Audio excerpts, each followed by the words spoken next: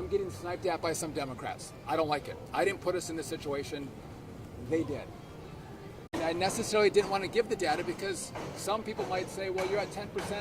It should be at 15%. Others might say it should be at 5%. It is not a science. It is a art that we're trying to deploy to keep people safe in the airspace. And we're trying to be, we're trying to prevent the pressure that we now see building in the system. There's a very easy solution. Let's open the government up. Let's pay our controllers and reduce the pressure. That's not happening. The Senate actually is going home this weekend. As many people here can't get home, the Senate goes home. They should be here every day, every weekend, every week trying to find a deal so we can open the government back up. Mr. Secretary. I'm not done. I want to talk to you about the data. So first, some have asked what's happened in the airspace. So a few points that we look at that are sending us in the wrong direction. Right? So number one, loss of separation in the airspace. So that's the minimum distance we keep between aircraft to keep them safe. We've seen breaches, more breaches in regard to that loss of separation. We see more incursions on tarmacs throughout the country. And we have more complaints from pilots about stress from air traffic controllers and more complaints about the lack of responsiveness from controllers. So that data is going in the wrong direction, not in the right direction, which made us make the decision we have to actually take additional measures to reduce the pressure in our system. I want to make one comparison. I'm getting sniped at by some Democrats. I don't like it. I didn't put us in this situation. They did. We were here 10 months ago, and I want to make a comparison only in regard to this. The FAA didn't look at the data to say there were near misses in this airspace between helicopters and fixed-wing aircraft. They didn't see the data. We learned from that. So now I'm looking at the data and seeing pressure, and we're going to take action. The safety team at the FAA reviewed that data. The administrator looked at it. These are the recommendations that have come from the FAA safety team. But you want us to look at what we see with regard to data and make really good decisions to keep people safe. That's what we've done today. I think it's the right decision. And again, I want to hear from passengers. Ready to take your questions or anyone else. How would you rate the airline's response, and what would you say to passengers who are frustrated with cancellations and delays? The airlines have been good partners. They don't love this. They're going to lose millions of dollars because of this. It's challenging for them to take down flights. And to those passengers that are upset, listen, call your Democrat senator. 14 times they voted no to open up the government. Those in the House that are sniping at me, they voted no to open up the government. And again, you can have votes. There's a process on how this is supposed to work in the Congress. Shutdowns are not the way you get your will in your way if you've lost elections. You introduce bills, you debate, you vote. That's what you do. And if you can't get what you want, you don't shut the government down and inflict this pain on the American people. Yes. I'm sorry, what's that? At what point are international flights going to be impacted? So international flights are not going to be impacted, and there's a reason for that. I appreciate the question. We have international agreements that we abide by. And because of those international agreements, I'm not going to impact those international flights. And because if I do, what will happen is we have other countries that are waiting to have a breach of those contracts from the U.S. so they can cut down American flights.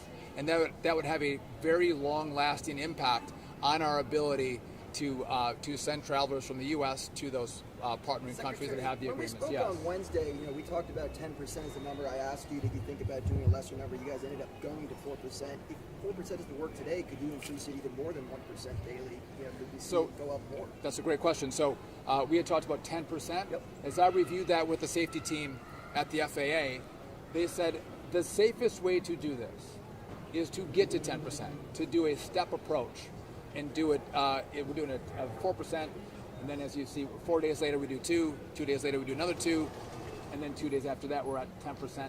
They thought, from the safety team and the administrator, that was the best way to do this and the safest way to do this, which is why that's what we rolled out. Secretary, can you talk? Can you clarify if it's 10% across all flights across America or 10% impact on the 40 airports that you have? It's the 40 airports. So we're doing 10% on the 40 airports. That's where we saw the most pressure.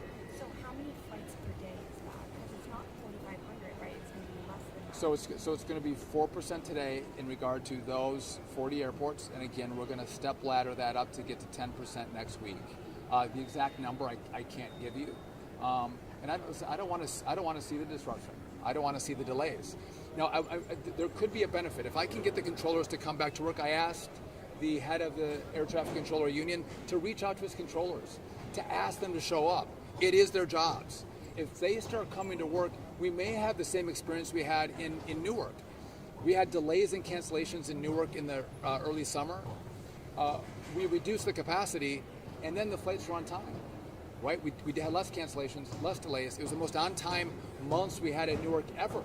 So that could be an outcome of what we're doing. And we'll see probably more people on less flights, which means less pressure on control. Sir, have you spoken to the president today? Any expectation he has in the middle of this tense situation across the country? So I haven't talked to the president today, but I've talked to the president, I've talked to the White House. They're fully read in on what we're doing. And when I look to the safety team, the White House also looks to the safety team to help us make the right decisions, to do the best we can to keep people safe. But there's an easy answer. There's an easy answer. Open up the government. Stop this. And by the way, when I was in Congress, we had shutdowns. I stayed here for a month. I didn't fly home. I sat in my office, working on deals, working on solutions. Why are senators going home?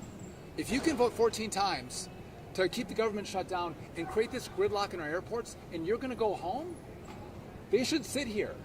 Like Americans sit in airports, they should sit in their offices. They should sit in the Senate and figure out how they're going to come up with a deal to open this back up and not use the American people as leverage. You had a question? Can you talk about the morale of the air traffic controllers right now? Obviously, long hours, some are not coming to work, unpaid for the last couple of weeks. What's the morale like? So, listen, you don't get paid. You're stressed about paying for your families, food on the table. There is stress, and we see that. They're not happy, but you know what? Most of these men and women are great professionals. I've told you this, we don't have the best equipment, we do have the best controllers. And they work really hard, and they care deeply about keeping Americans safe through our airspace. And I'm grateful to them for that. But let's not lie about the pressure they're under. What's happened is a lot of the same controllers come to work every single day. We have that group, then we have another group that has a longer record of not showing up. And so the ones who do come to work, they're the ones that are working 6 days a week, 10 hours a day. And you can do that, all of you guys work big hours. You can do that for a couple weeks, but at one point you're going to get burned out. You're going to get burned out. And that's what we're seeing now. There's a higher level of fatigue with the controllers because they've been doing this for a long time as we've tried to mitigate the impact of the shutdown. But now when we see numbers go in the wrong direction, the data go in the wrong direction, we have to take preemptive action to meet our obligation. First one is keep the airspace safe. That is the first job we have. And by the way, at DOT we do a lot of things. This is the most important, and that's why we're taking the action today. I'll do one more question. Even if the government does reopen next week, when could we start to see flights resume as normal? Could this spill into Thanksgiving and the holiday season? It's a great question. So if the government opens on day one, will I see an immediate response from controllers? No, the union is telling me it's going to take time to get them all back in. Okay, I don't wish this was the circumstance in which I was dealing with. So I imagine as we see the data change and more controllers come to work, we are as quickly as possible going to take these restrictions away. That's the best approach. But we have to look at how many controllers come to work and how long that takes after the government opens back up. And here's what's hard for us. It's not one tower. It's not one TRACON. It's not one community. One day it's LA. The next day it's DCA. Then it's New York, and then it's Orlando. It's not the same place every single day, but we do see these staffing triggers, which means more controllers calling in sick. And there's no rhyme or reason to it, which is why we are taking this action to reduce the pressure. And again, hopefully, what we're going to do today is going to make sure the airspace is safer than it was as we go through this shutdown. And so my last message is I'm going to go talk to passengers. My message is enough. You've inflicted enough pain on the American people. I hope those who vote to keep the government shut down will come to an airport and they should introduce themselves to the travelers and ask them if it's worth it. Is their delay worth it? Is their cancellation worth it? And I think the resounding answer to that will be no. And so open it up and go through the process that our founders set up for us, which is debates and votes. With that, thank you all. I appreciate you coming on.